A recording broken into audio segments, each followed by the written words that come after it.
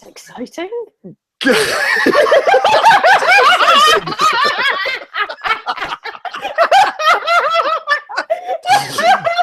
going to be one of those shows, folks.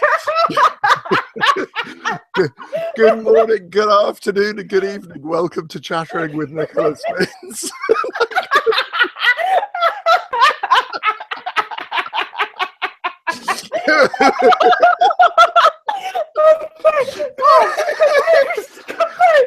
I am composed. I'm in the zone. Right. I am a serious filmmaker, serious director. I'm ready. So normal service will be resumed in a few minutes.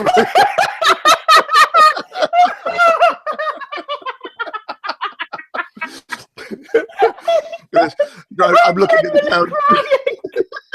I'm genuinely crying. Okay. Right.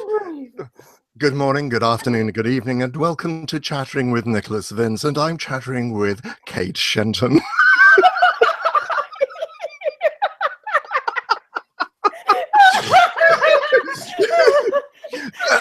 Yeah. Serious filmmaker.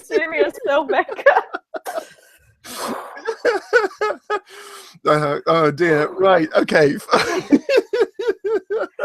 I don't know why you're still laughing. I'm Oh, well, now. You've sat with me. You've sat with me in pubs. You know what I'm like.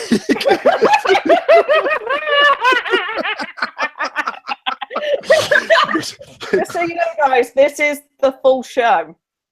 This is it.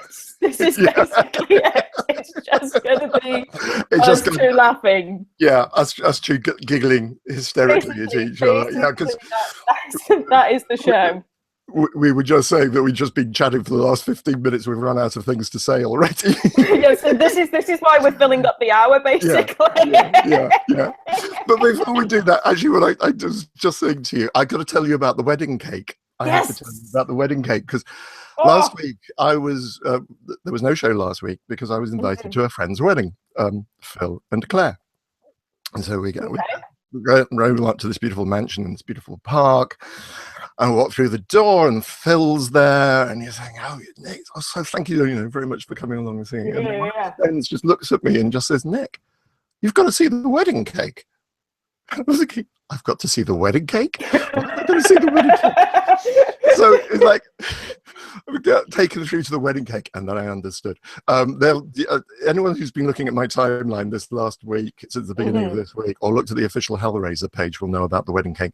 Basically, it was a lament configuration. It was a 3-tier cake. Literally, all the designs is a 3-tier cake.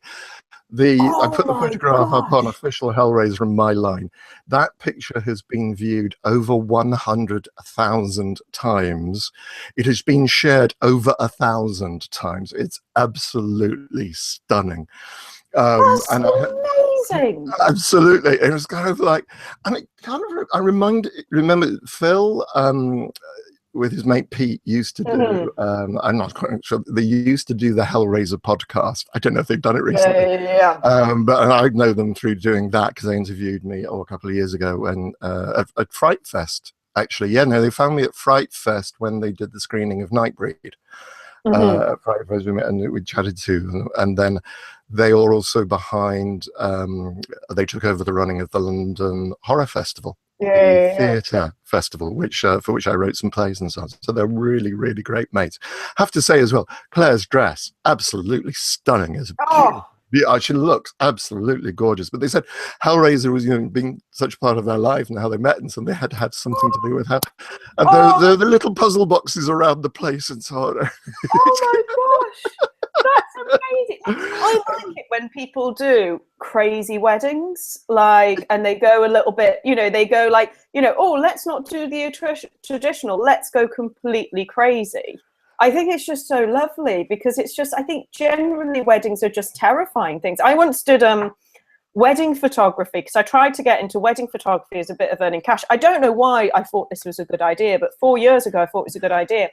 And I kid you not, I did this wedding photography for the most traditional wedding I've ever seen. And the couple did not even touch each other throughout the whole day. I think I saw them speak once. And I was a bit like, oh, you're gonna have a happy ever after, aren't you?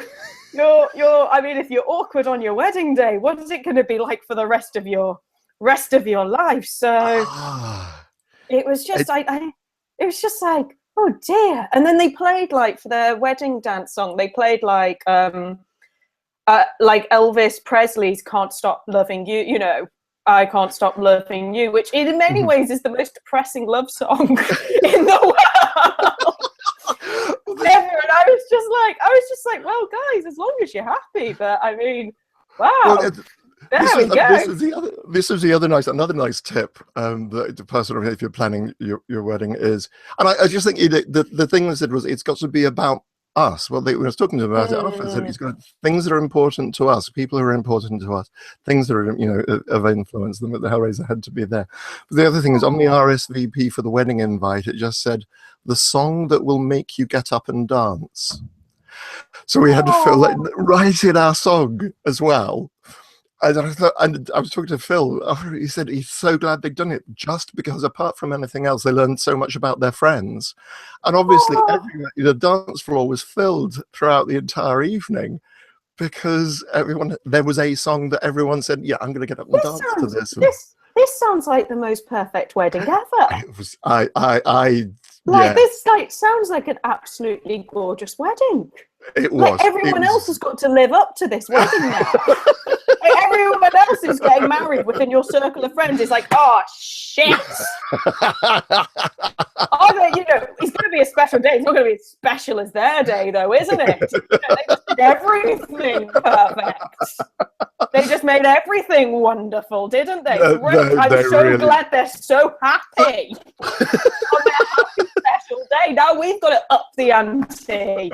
We need to put another 7 tiers on the cake. Yeah, absolutely. And we can't even copy their ideas, because then we're just copying their day. We have to come up with original ideas. Bloody, like, basically within your circle of friends, everyone who's getting married now within the next 6 months is secretly a little bit hating them for their perfect magical day.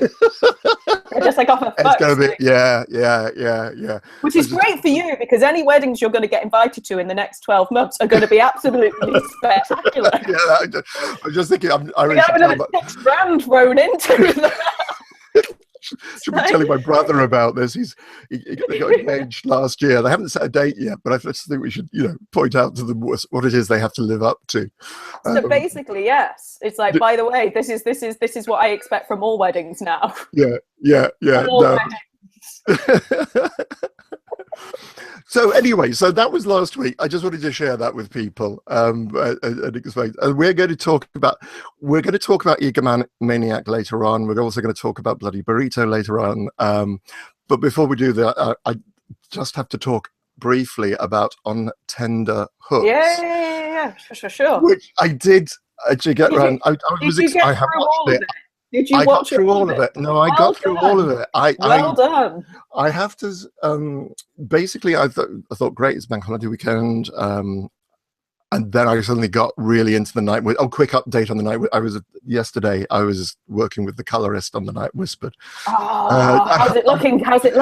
It's looking great. Unfortunately, what I spent my time doing with is actually sorting out all the framing, because it was getting put into Resolve from Final Cut Pro, and it just wasn't picking up all, because we shot in 4K. And we're doing 2.35, so all the framing is gone. So I just spent about a couple of just literally having to read with one on one screen and another. But we did talk a bit about that. Chris Reesfield, my colorist, we had a really nice afternoon. Hell of a drive, but it's like. But anyway, yes. So talking about On Tender, I have to say, I wept at the end. I found it incredibly moving. I did find it incredibly moving, and that's one of the things. We should tell people. Let you tell me a bit.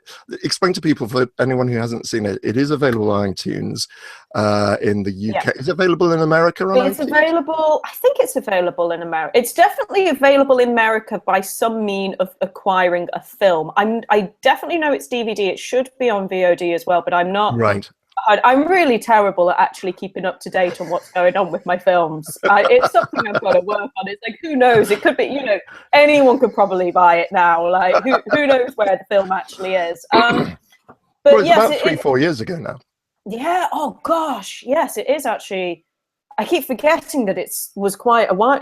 Well, not quite a while ago, but it was a few years ago, and it was my first feature-length film, and literally it was just basically me and a camera and my 13-inch Mac, and just going around and filming people who were involved in suspension. And for anyone who doesn't know what suspension is, it's the art of piercing yourself with hooks, and then you pull yourself up into the air, and you're suspended just by the hooks. And I followed people for a year doing a fly on the wall documentary, just basically different groups. So I followed groups in London. There was a group in Croatia, and I went to the Oslo Suscon as well, which is one of the biggest suspension events in the world.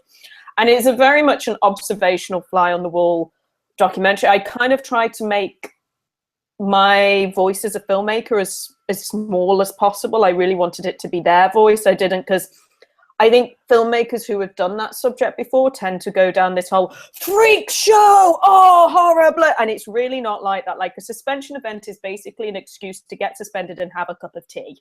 Like, it's all about the tea and biscuits. Like, it's not this big scary thing that people think it is, but actually it's just a group of really awesome people getting together and sharing this rather powerful and incredible experience together. And as part of the film, and I think the bit that you're referring to is what happens at the end, but the first thing that I did before filming the film was get suspended myself, which, even though it was the first thing that was filmed, we put it at the end of the film because it just felt like it really wrapped around the whole story of it. Okay, one of the things that I really wanted to talk to you about is the fact that you edited this. Yes, that's right. So this, to me, was going. I was working with an editor on The Night Whispered, in which I strongly feature. And the first thing, of course, is realizing that I can't act. I can't. It took me at least 3-4 weeks just looking at this thing. Actually, actually, no, it's fine, Nick. But it's just like, the fluff there, and I blinked there. I shouldn't have blinked there. This is, it's almost, you don't take your clothes off in any sense of the form, but you are incredibly naked and vulnerable in that sense.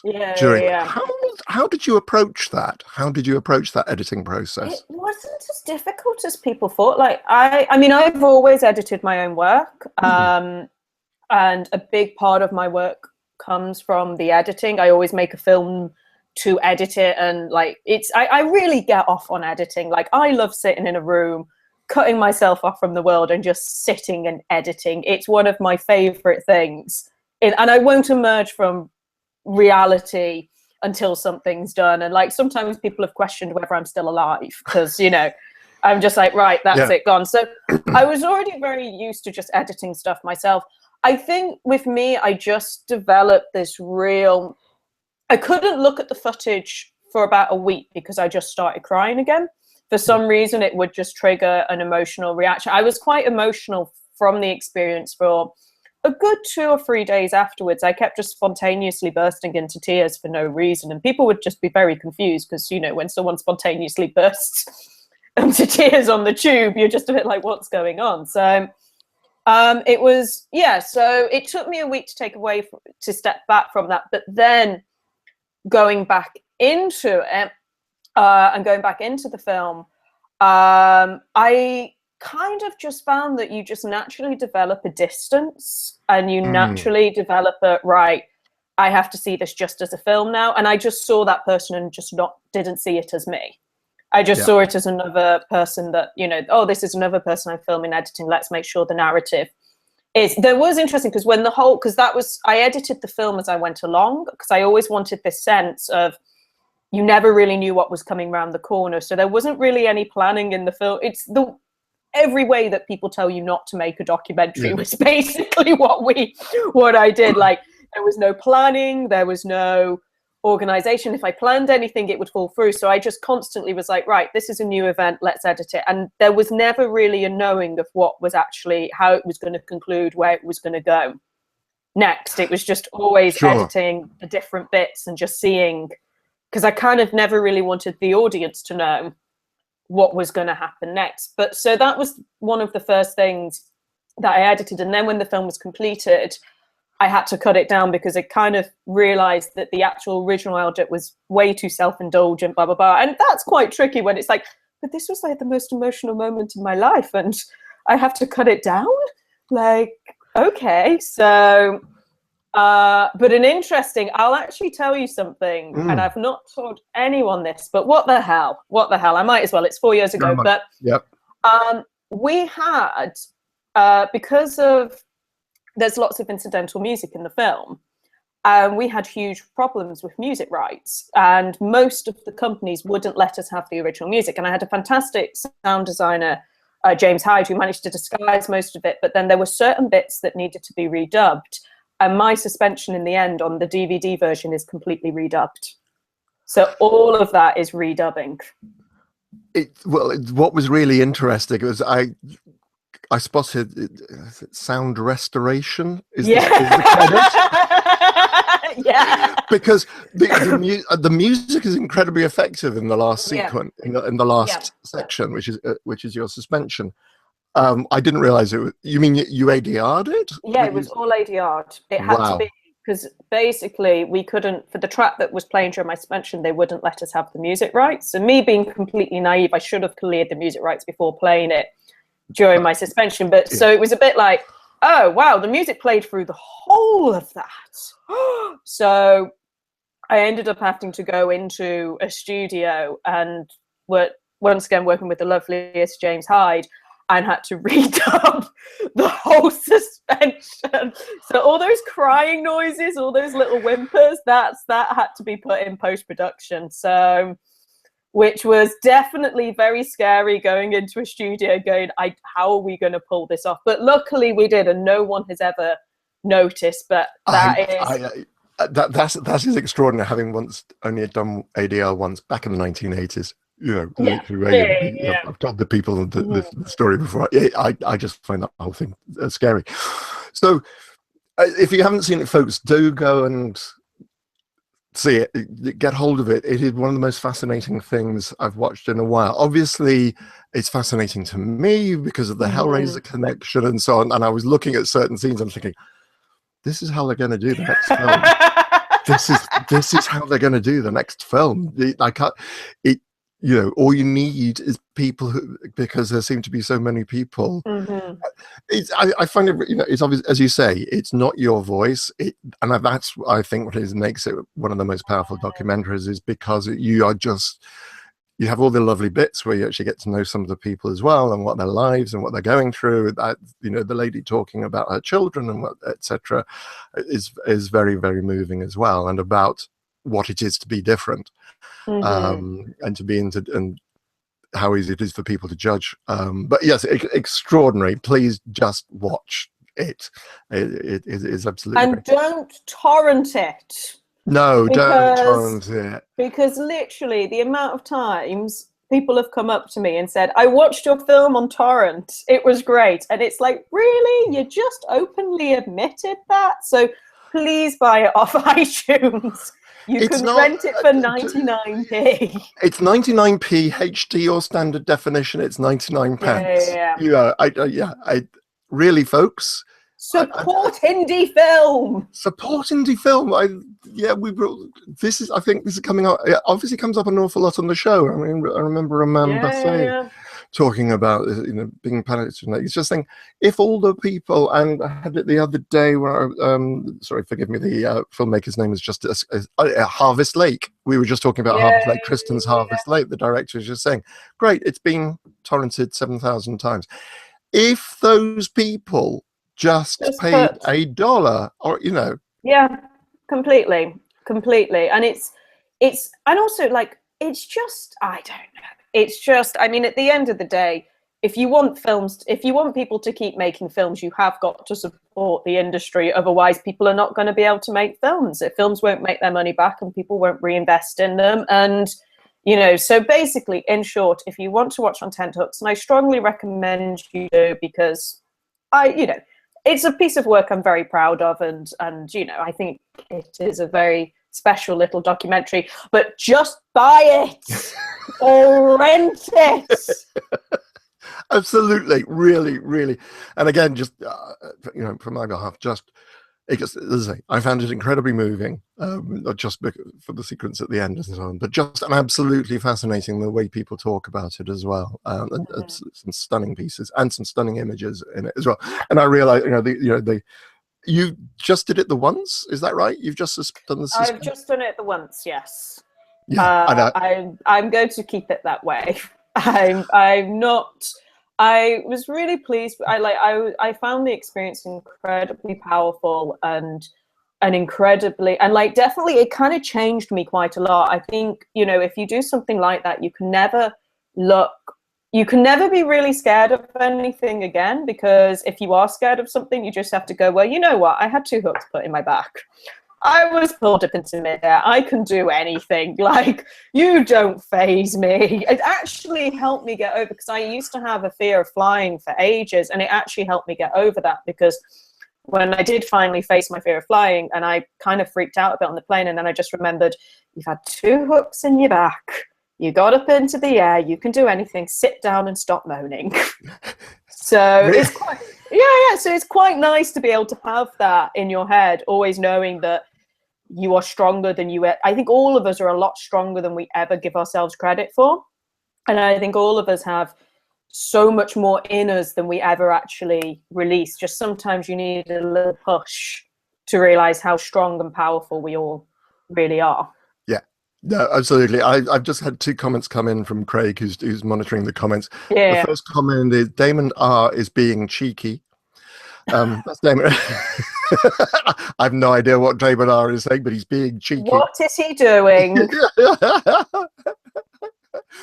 Damon, what behave is yourself. he saying? You'll have to tell us, Craig, so we can shame him publicly. Yes, I'm perfectly happy to shame him publicly. Yeah, absolutely. Steve Zarebski says pirating is killing indie films, but Kim Lehman asks, Kate, your documentary on Tenterhooks, are you a fan of body modification, and how did audiences react to it? I mean, I'm not someone. I have some body modification myself. I keep all mine incredibly private. It's not something that for me, it's definitely a private thing. I really love body modification. I mean, I know a lot of, particularly for on Tenterhooks, I know a lot of heavily modified people, and I think, at the end of the day, if you have the power to become whoever you want to be, and we have everything there to be whoever you want to be, and if you want to do that, then you should do that, because the most important thing in life is to be yourself. I mean, I definitely got to know a lot more about body modification through on Tenterhooks. A lot of the people who suspended are very, very into body modification. One of the loveliest people I've ever met in my life was Rolf, who was in the film, and he's the most pierced man in the world, and he's just the biggest sweetheart. Like, this is the thing. I think people can get scared of something that they don't understand, and I kind of hope the message of the film is like, just because you don't understand something doesn't mean that you should judge it. Like, most people are probably never going to really understand it, but that doesn't mean that you should judge something. I really kind of wanted to make a film that was about not judging. Because I think when you're someone who is very heavily modified into suspension, people judge really quickly before they ask questions, before they even think about it, before, they just naturally have an assumption on what someone is going to be like. And for me, I mean, I actually didn't realize how judgmental I was until I started doing the film. And when I was going through it, I was like, actually, I am more judgmental than I think. I'm coming up with all these assumptions starting out, and part of the learning for me was actually just learning, you know what, it's fine. If someone wants to do something, then they should do something, and if they don't want to do something, they should do, but you should not put pressure on people to be who they're not. People should be allowed to be who they are and express that, and to express that safely and in an environment where they're not going to be held back or judged. Right. So yes, I really like body modification. I am modified myself, but it's very secret and you will never know. Never know. Just try and work out how many drinks I'm going to buy you at Friday. No, don't! Don't! Okay. No. You'll get me a tonic water, say it's a Gerbils gin and tonic, and then Lord knows what happens. The whole Fright Festival now. Just wake up in the morning, I'm like, you weren't even drunk, Kate. I was like, oh, let's see. That was a bit bad. No. Okay, well, moving on really, really massively. Recommend on Tenterhooks, guys. The other thing we really wanted to, and yeah, already we're halfway through, and I will invite some people to come on if it live later on. Yeah. But certainly in about 20 minutes or so, because I want to keep you to myself for a little bit. No, seriously, folks, feeding questions. I will get to the questions. We're just gonna do this. Let's ignore the questions. Just think. No, that's true. We talk about zombie hamsters, yeah. We haven't talked about zombie. We've got to mention the zombie hamsters. The conversation about zombie I'm hamsters. only here to talk about zombie hamsters. The conversation about zombie hamsters, for those of you who weren't with us quarter of an hour before the show started, because came out of the conversation and saying, why are we talking about talking dogs? I don't remember. I'm going through IMDb and going, talking dogs. I don't see anything about. Kate's never made a film about talking dogs as far as. But I'll just play along. I'll just tweet along. We'll talk about talking dogs. No, actually, let's go straight on to Egomaniac, because this is why talking dogs, which led on to the conversation about zombie hamsters. Which I think both of us agreed is that we're now going to do a zombie hamster anthology horror film. Yeah, so if anyone else wants to join in, yeah, I think absolutely. It's going to work. Colin McLachlan, who runs a website called zombiehamster.com. Yes! You have to get him involved. He's a great writer. It has begun! The new project has begun! The zombie hamster anthology!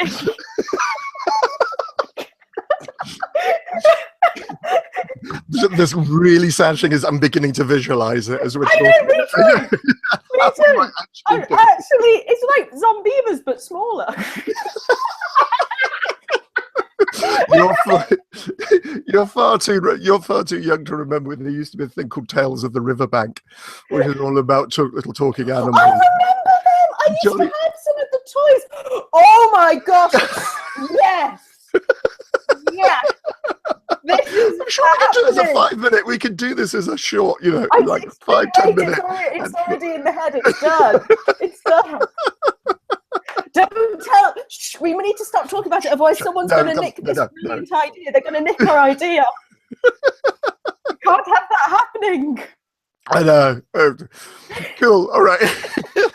Moving off from that and going on to Egomaniac, which has to have a talking dog. Has it talking? No, tell me about Egomaniac. Right. So Egomaniac is my second feature film. It's a very dark satirical comedy with a horror twist at the end, and it's effectively my semi-autobiography. I had a very interesting year from On Tenterhooks to now, where some rather crazy things happened, and to be honest, I kind of reached a point where I nearly gave up on filmmaking, and my response to that was like, sod it, I'm gonna take all these experiences and write them into a comedy horror script, because it generally had felt like I was in a horror film. It felt like, what on earth is going on? So it's an alter ego character called Catherine Sweeney, who's my alter ego. And she's desperately trying to make a zombie horror romantic comedy, but everyone in the industry tells her to put a talking dog in it because they're the biggest selling thing in film and everybody loves talking dogs. So she tries to put this talking dog into a zombie horror romantic comedy.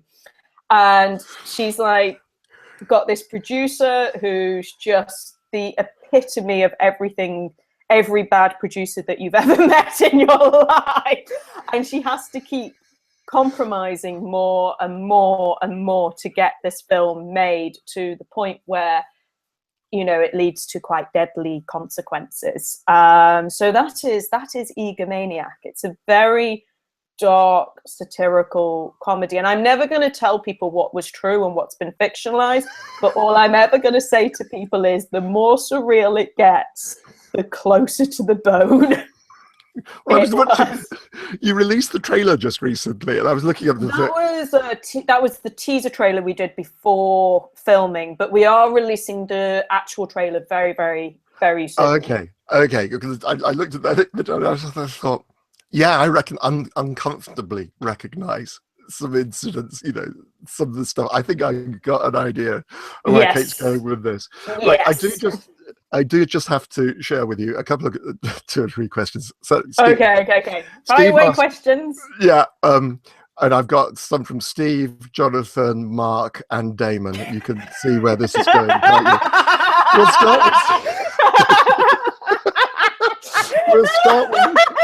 We'll start with Steve, because Steve and Jonathan, because they're the most sensible ones. Well, actually, they're not kind of sensible. Steve says, "Have you watched American Mary by Jen and Sylvia Soska?" Yes, of course. Yes. And they very kindly, the Soska sisters, very kindly watched Egomaniac, really loved it, and they put a very lovely quote for the DVD. So I have watched their work, and they have watched On Tenterhooks as well. And I really loved American Mary. I really, really loved America. It's very much my kind of film. I thought it was an exceptional piece of work. Yeah. It's absolutely amazing. Jonathan Hughes asked, which filmmakers were your biggest influences and made you want to get into filmmaking? I've often been described as what would have happened if Quentin Tarantino and Tim Burton had gone on a date, had a one-night stand, had a baby. And to be honest, I think that's really quite accurate. I would say, like, I mean, when I was watching films as a teenager, I basically watched Tim Burton and Quentin Tarantino. I know they're not the greatest directors in the world. I know there's more sophisticated taste, but they're the ones that are the most personal to me, because I generally think it was their films that got me into filmmaking and got me and probably I generally think watching Nightmare Before Christmas at 8 really screwed up my imagination. And I probably would be making films all about flowers and puppies and happy things if I had not been drawn into Halloween land and got completely obsessed. So I think that is a genuine, It would have found you eventually. If it would have. Possibly. I went to an all-girls Catholic school, so I was pretty much buggered to begin with. It is the nature or nurture or Tim Burton question, I guess. Yeah. So basically, I am the love child, the illegitimate love child between Tim Burton and Quentin Tarantino. I just want to get that image out of my head.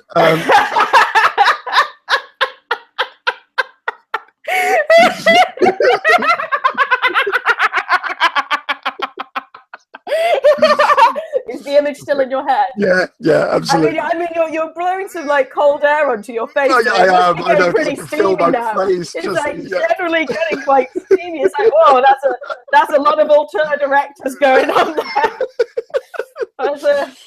I imagine if it happened, though, they probably would be more concerned about, like, if this was filmed, what camera angle should it be? Well, it's like, no, we're going to do it my way. No, it's going to be black and white and gothic. I've immediately got the Tarantino homoerotic interpretation of Top Gun going through my head. Yeah. That's exactly where I've gone there. So moving on, this is from Mark Logan. He's more sensible. Hello, question. Mark. Hello, Mark. How are you? What question have you got lined up for me? The rule of thumb with micro-budget features is to keep both cast and crew and locations to an absolute minimum. Out of interest, how many of each did you have on the Egomaniac shoot? Asked by Mark from Leamington Spa, who may be working on a script with multiple locations, vehicles, and well into double figures featured parts. Okay, so Egomaniac was definitely what I would describe as a no-budget feature. It was made on very, very very little money, and we had 22 cast, 11 locations, and it was shot in 10 days.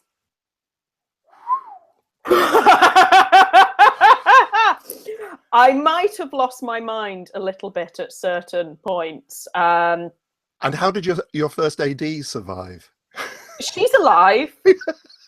she's alive. I mean, it was interesting because the actual shooting days ran very smoothly because everything was very well prepared. Yeah. Because we kind of knew but there was always this, because we couldn't do contingency days. We didn't even have the budget to do contingency days. And there were some locations that we were only ever going to get for one day.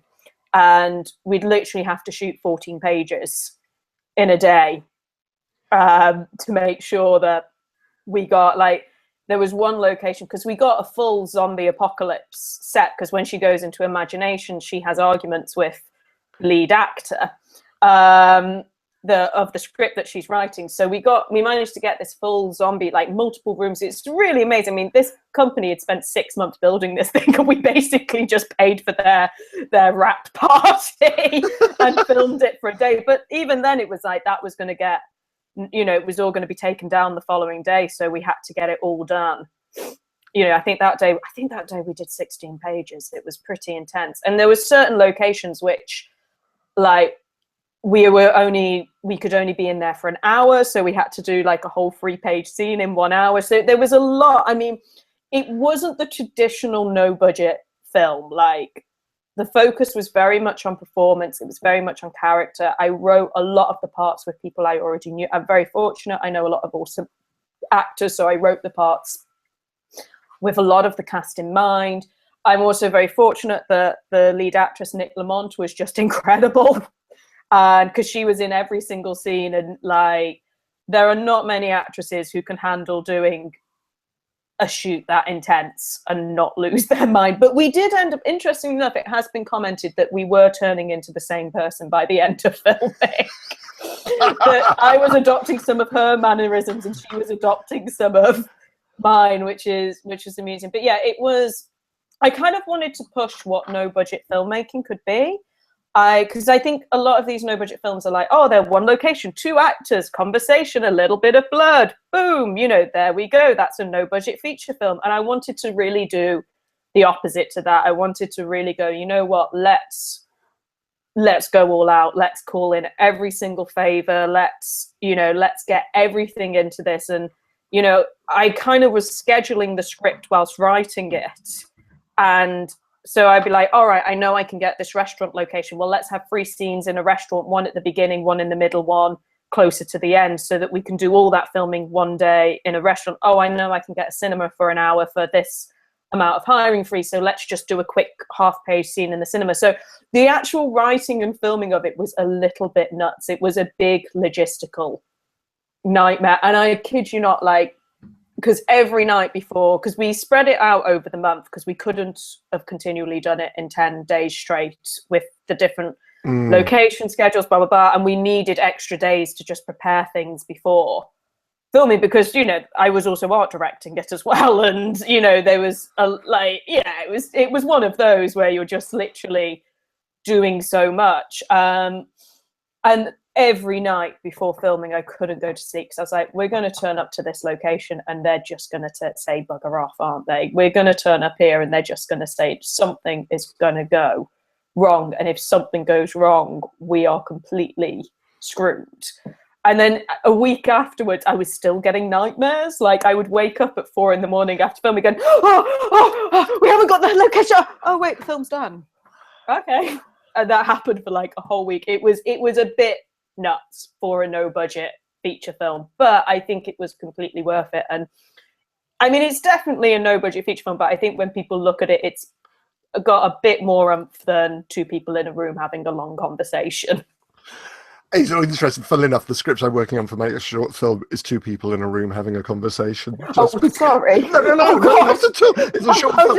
And the reason I'm doing it is because having just, on The Night Whispered, we had a crew of 18. We filmed overnight on location with a child and a dog. And I just thought, you know, you couldn't throw any more logistical problems in there. I mean, you have a dog. I mean, they've got a mind of their own, and they don't understand most of English. Like, that dog could just screw over everything. Bertie was absolutely wonderful. I've probably mentioned on the show before, there's like, you know, Bertie hit his mark, and as long as you understand, his mark was my mate Dawson. And he just kept bounding into Dawson whenever he says. But the question, did you rehearse your actors before? Oh, gosh, you talk about a lot of preparation. Yes. Yeah. Everyone had a character discussion.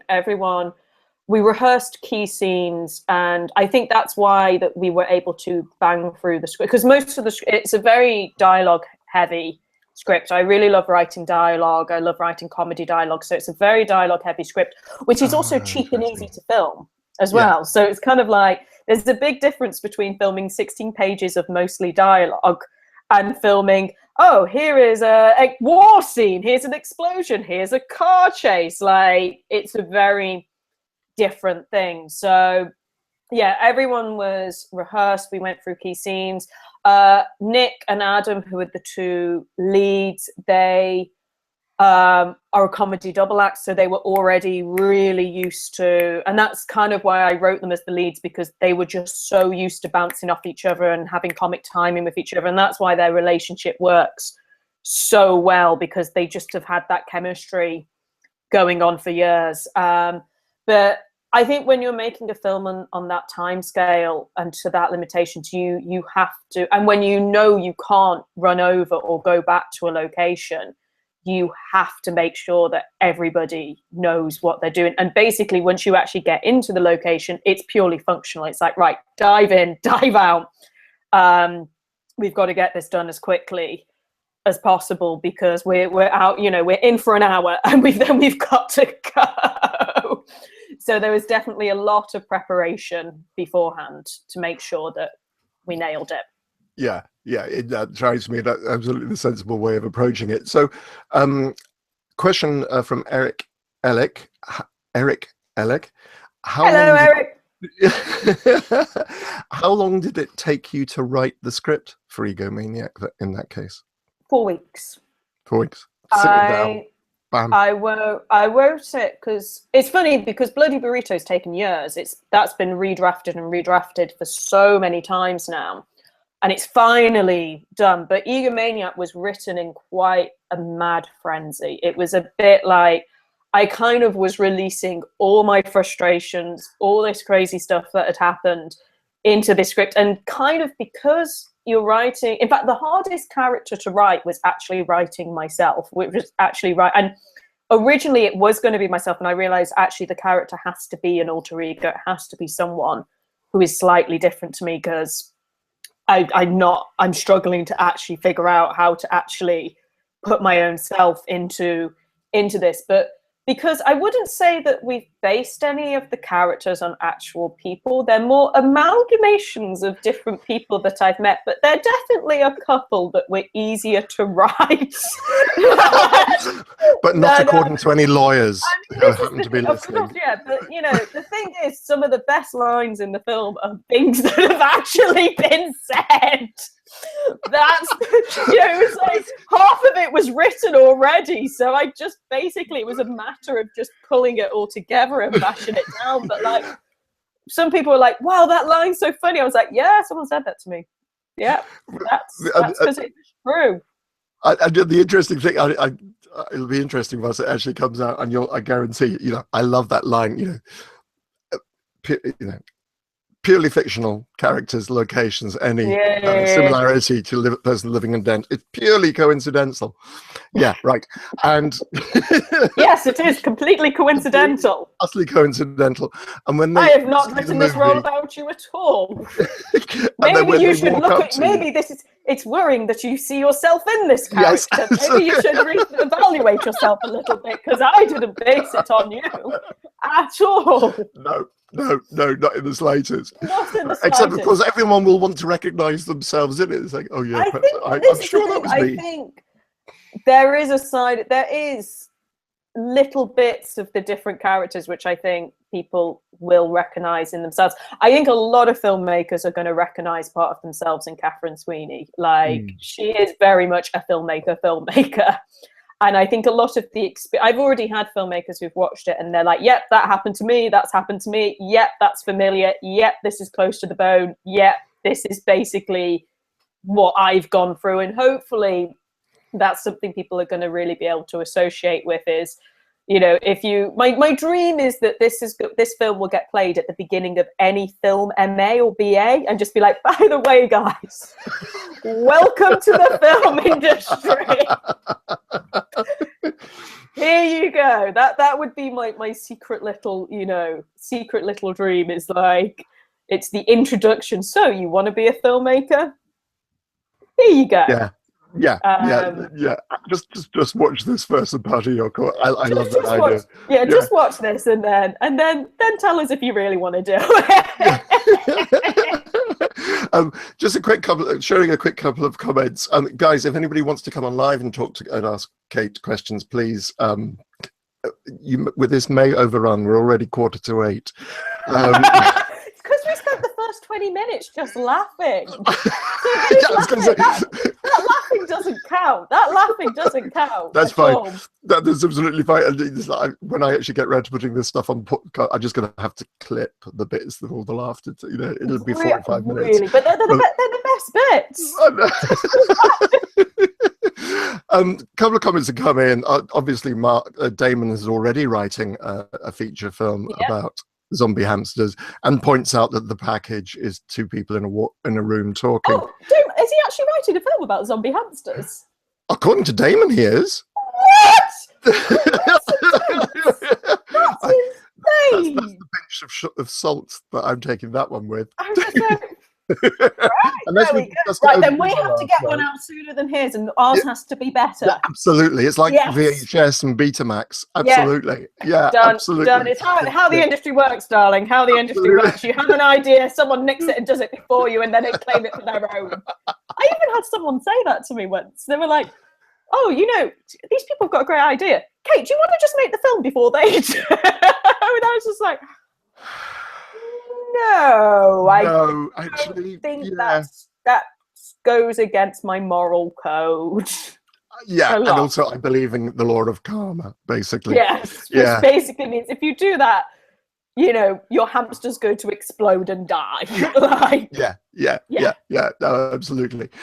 Kim Lehman asks, what Tarantino film is your favorite, and what actor or actress, and actress actually, what actor and actress would you want to star in any upcoming film of yours? So which current Tarantino film, and have you got any cast in mind?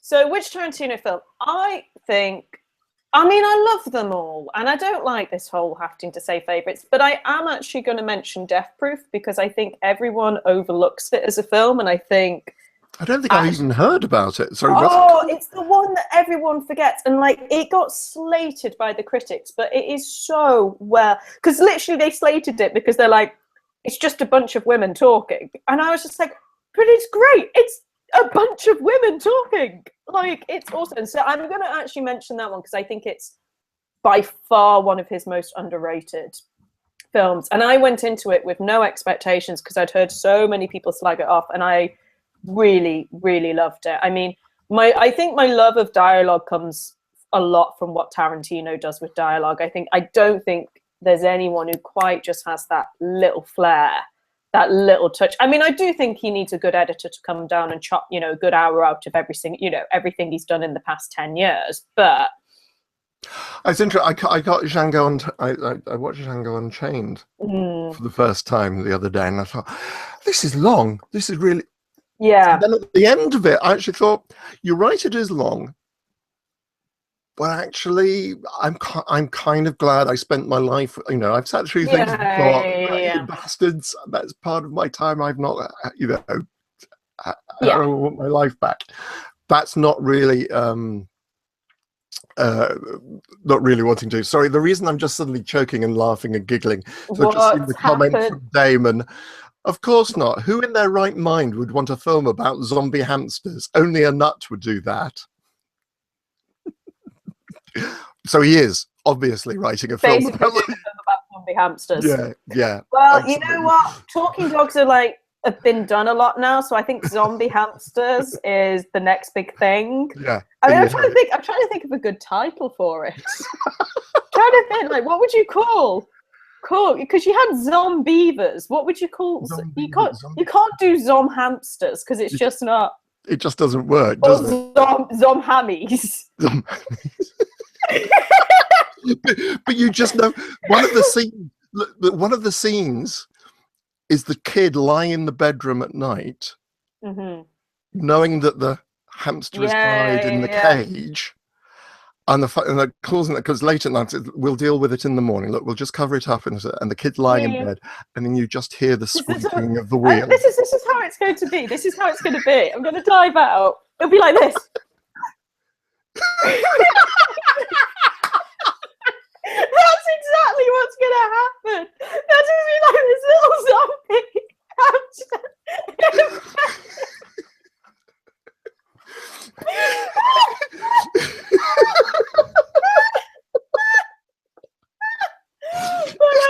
This is a little zombie hamster. They're like,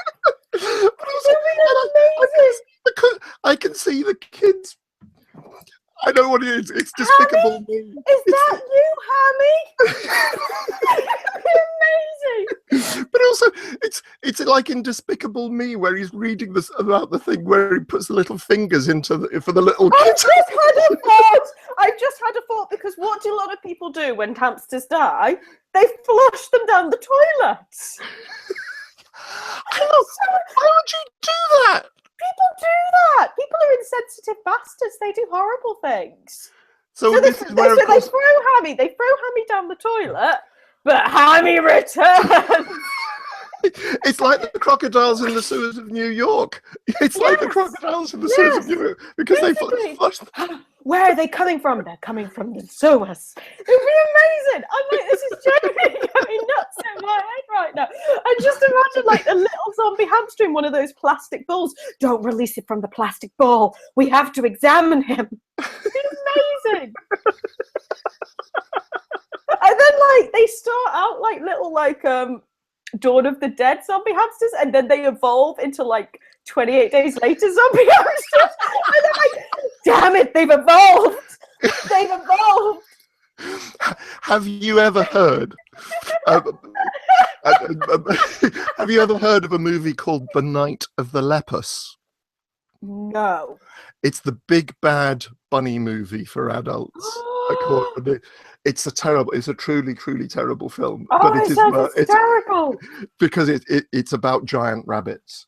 And honestly, there is nothing not scary as a giant rabbit. You know, if you've got giant rabbits that are the size of houses crushing things. I think Doug McClure.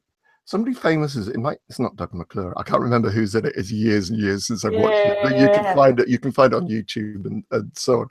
Night of the Lepus, LUP. Well, I do have a soft spot for films that are so horrendously bad they become just utterly, utterly wonderful.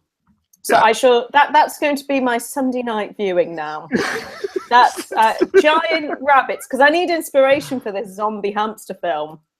I've talked more about this zombie hamster film than I have about my actual filmmaking. Like, I've actually talked more about this zombie. You know, it's just like, stop the other work. Stop the other work. It's all about the zombie hamsters. Mark has joined us. Hello, Mark. Hello. You've lost weight, Hi. Mark. Looking good. Looking good. Looking good. Thank you.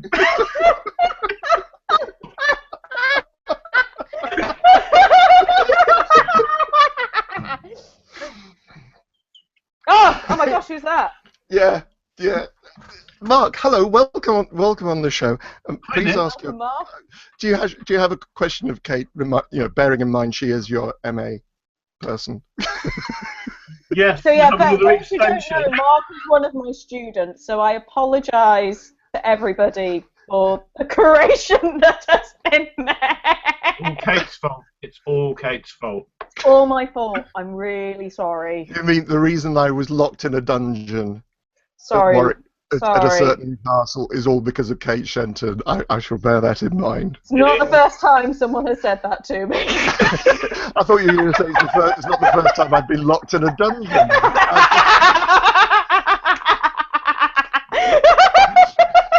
That's got to be surely.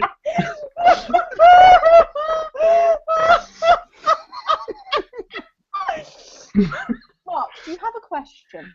Yes, I did have a question. My question was, how difficult do you find it finally looking at going into pre-production on a passion project that you've worked on for years? Is it a lot more foreboding than doing, say, Egomaniac? So Mark is talking about Bloody Burrito, which is my next film, which I'm very, very, very excited about. And I'm working with the wonderful Breakneck Films at the moment, and Joe Lewis as a producer. It's a very different thing, because this is actually the first time that I'm not producing my own work, that someone else is producing it. Which, I mean, I've had bad experiences with producers in the past, but when you actually meet a really, really good one, you're just like, oh my gosh, this is amazing, this is wonderful, like, oh wow. So that's definitely giving me a lot of confidence. There is a slightly scary, I think every project is scary for its own different reasons. I think I've always said this, that if you're not shitting a brick before the next film that you make, you're not making a film. Like, you have to be a bit scared and a bit nervous with everything that you make, because otherwise you're not making something that's pushing yourself or challenging yourself or trying to get you moving in the next direction. This Bloody Burrito is a big step up. Like, it's a higher budget. Like, it's going to be a very different film and experience, and it's kind of like me focusing on just the directing and not being like, oh, I'm the art director and today I'm going to be the production manager. You know, it's completely, but which in many ways is liberating, but there's also something very scary about it. And it is a project that I've been writing for a very, you know, I've been rewriting, and rewriting's been with me for a long time, but I'm super, super excited about it. Already the things that have been pulled together is just more than I ever imagined, and it's like sometimes you just have a feeling that something is going to be awesome and that it's going to work, and it's just super exciting. So yeah, of course I'm a bit scared, I'm a bit nervous, but you know what? You should always be scared. I think the second you're not scared of making a film, you should stop making films, because you're clearly not challenging yourself. You're clearly not pushing yourself into the next direction. But yes, Bloody Burrito, it's going to be awesome. Going to be very, very awesome. Very excited. It's a great title, if nothing else. Steve has joined us. Hi, Steve. Hello. Hi. Hi, Steve. Do you have a question for Kate? Is there any news when Egomaniac's going to be on iTunes or Blu-ray in Canada? I have no idea at all. At the moment, I'm focusing on the festival run, which I'm not allowed to say anything about the festivals that it's in. I have to be really, really top secret and quiet. But it's looking to be having a really good, solid festival run, which is very, very exciting. After that, I'm going to be looking, you know, once I've built the film's profile up through festivals, I'm going to be looking into distribution and during festivals as well. Hopefully, it will be, like, my aim is for it to be distributed at some point next year, but I don't know yet. I don't know. There's definitely lots of chats and discussions and ideas flaring about, but nothing is signed and set in stone just yet. So you'll have to wait. Sorry. Yeah, I'm looking forward to Bloody Burrito too. Yeah, but well, Bloody Burrito. I mean, we haven't even made Bloody Burrito yet. Like, don't try torrenting it just yet. It hasn't been made. I would never. Steve would know. No, Steve is really, really good about these things, as he was saying earlier on. And by the way, Jonathan, yes, I have invited you on to come and join us. A good question. Thank you very much indeed, Steve. Should actually, whilst we're waiting for Mr. Hughes to come and join us, there is another film, GIMP. Sorry, is GIMP available? Remind me, can people stream GIMP? Yes, GIMP is available on Vimeo, so you can watch GIMP on Vimeo.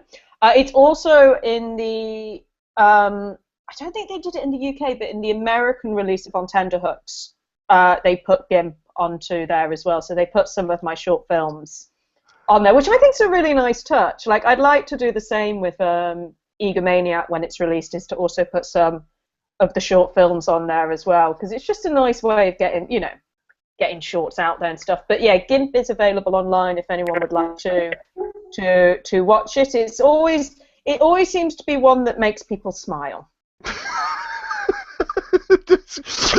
I've seen GIMP a couple of times. It's because he's such a lovable GIMP. GIMPs are incredibly lovable. Literally ever since Pulp Fiction, I've always felt that GIMPs are really lovable and misunderstood. I'm like, how can you find that weird? He's cute. Just look at him. He's a little GIMP. He's a wonderful little GIMP. Jonathan has just joined us. Hi, Jonathan. Hi. Hey, Kate. Hey, Nicholas. How you doing? You're very, Jonathan. I think because you've got no light on you. I don't know if you've got any lights you can turn. Your sound is really, really bad. We're having real difficulty hearing you. So now that's better. That's better. We can hear you now. That's good. Okay, I'll just stand for this little introduction. Oh, bloody hell! I was going to tell you about my new project I was working on. Okay. Zombie SCH versus CC. It's zombie hamsters versus zombie cats. Zombie hamsters versus cats are gonna win. Maybe zombie hamsters versus zombie gerbils. Yeah.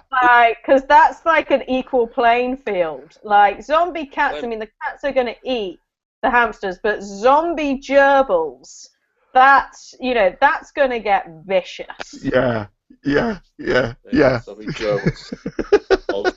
I think that's going to be, basically, we need a zombie hamster and a zombie gerbil franchise. And once again, I'm talking about this more than my own films.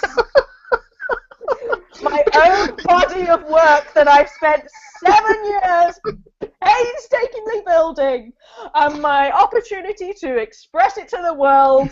And I'm talking about zombie gerbils and zombie monsters and franchising it.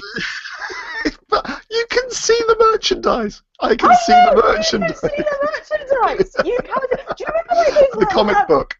Do you remember like those little hamsters that are like on the like the little ball things? Like you had them on the string, and they're like zombie hamsters of them. Perfect. Yeah. You could start merchandising before you even made the film. Yeah, which is what a great way of raising money. Do a comic book. Do definitely there's definitely a comic book in it. But yeah. Okay, let's get back to my anyway, we'll talk about So we're talking about GIMP. Talking about GIMP. So GIMP is available. Yep. In most of you can catch up on stuff that Kate's been working on. So as we start winding down, and please raise your hand if you have another question, Mark. Just because I've got you muted at the moment. Bloody Burrito. You've told it's in production, and so what can you tell us about the obvious title? I presume it has a burrito in it. Bloody Burrito is very much a horror comedy. It's basically about two lesbian waitresses who work in a Mexican restaurant, and one of them is a psychopath and the other one is a cannibal who can only get orgasms eating human flesh, and they form this I swear I've eaten at this restaurant. Carry on. They form very much like a Thelma and Louise relationship, killing irritating customers and hiding their bodies in the beef burritos. It is, in a very odd way, quite an affectionate film. Like, it is about the relationship between two incredibly dysfunctional people who are very much stuck in complete dead-end jobs with no way of escaping, and how they end up finding their liberation and finding themselves through the mass murder and killing of irritating customers and eating them. It's it's a fun comedy. It's something that it's been a passion project for such a long time now. Like, I was a waitress when I was starting out in filmmaking. I waitressed for quite a few years, and I actually worked in a Mexican restaurant. And I kind of like to take personal experiences and put them into scripts, and this is kind of the amalgamation of the frustrations I felt as a waitress and this feeling that, you're never going to get out, that you're stuck in the same routine over and over and over again, and there's no way of escaping. And the film's kind of about that, but also how they break out of this routine by killing irritating customers and eating them.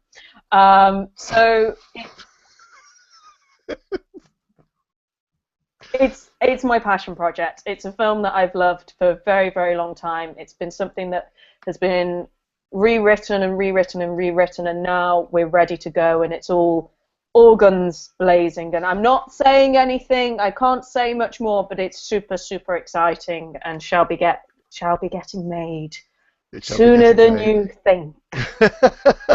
And it's it's also like, it's a very female orientated film. Like, we're hoping to pull a soundtrack together for it, which is going to be all female artists. We're going to, it's about two women, two lesbians. So it's pretty much very female driven film, which I think is something that's happening more and more in horror.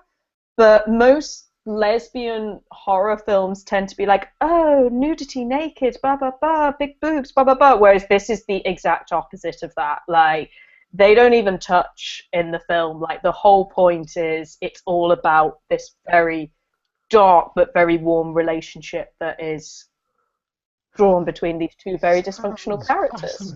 Sounds absolutely fascinating. Sounds really, really interesting.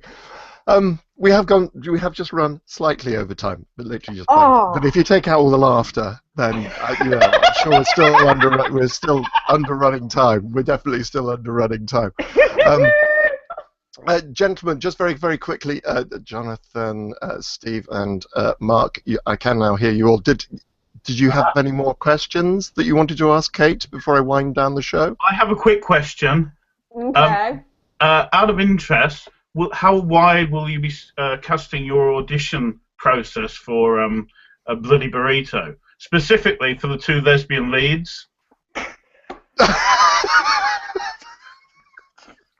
No comment.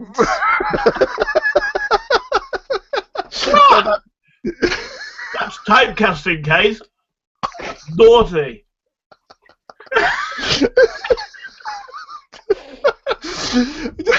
That's another image I want out of my head, Mark. Thank you very much indeed for that one, mate.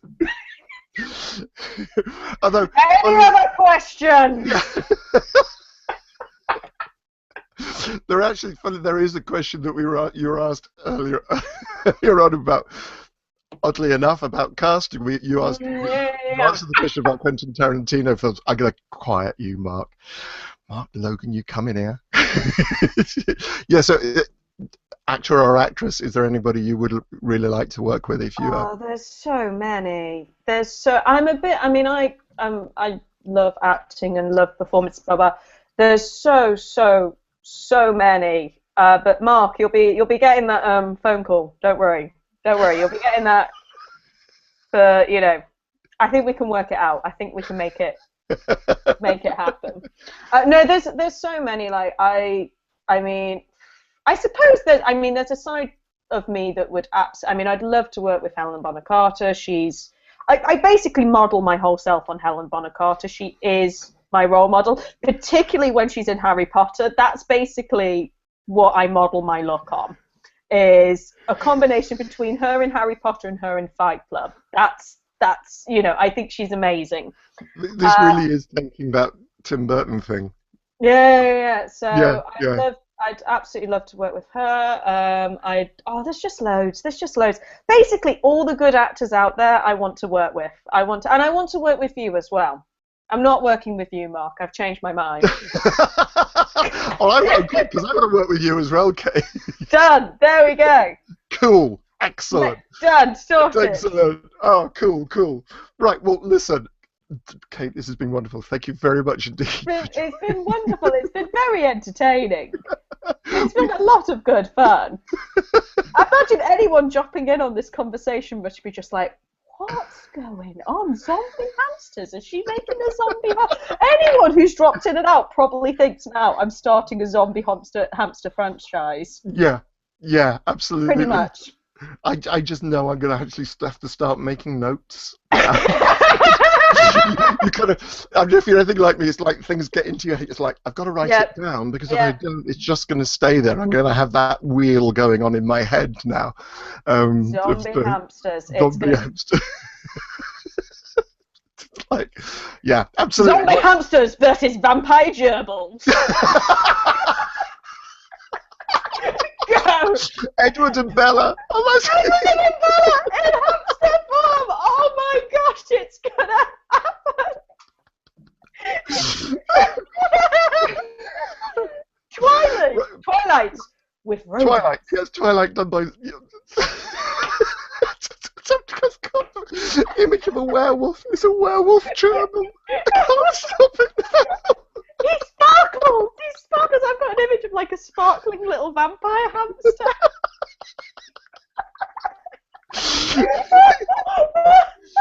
Yeah. Right. Michael Sheen in hamster form. You know, like long hair. Yes. Right. And on that, I'm just got a note from Craig, Derek the Angry Baker from Teen Wolf. Anyone who ever watches Teen Wolf? Yes. Oh God, yeah, it's teen zombie hamsters is definitely teenage zombie hamsters. You know what this was? This was a brainstorming session. This was a creative brainstorming session. Like, we've got some magic going on here. Woo! Make it happen. I'm going to have to tag it on YouTube. Right. Oh, crap. This is going on YouTube. Absolutely.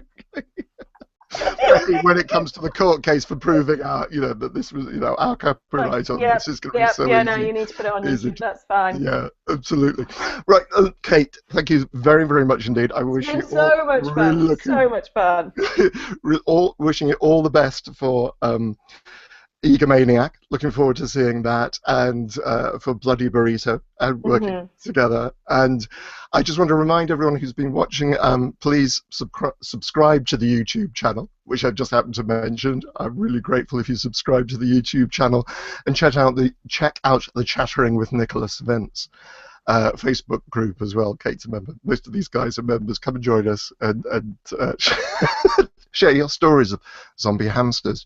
We've all got them. We've all got them. Yeah. Okay. Right, Kate, thank you very much indeed. It's been amazing. It's been lovely. Thank you, everyone, for listening. Thank you for watching, listening. This has been Chattering with Nicholas Vince. Try not to laugh till the very end. You can get to the end. You can do it. Keep going. This has been Chattering with Nicholas Vince. I've been chattering with Kate Shenton. Next week, I'm going to be chattering with Jonas Govert, the director of Cub. I have to get the plug in for next. Please join us next week. Jonas, if you've never seen Cub, a completely different film. No zombie hamsters in it. Really, really wonderful film. Thank you very much indeed for joining us and watching us. And good night.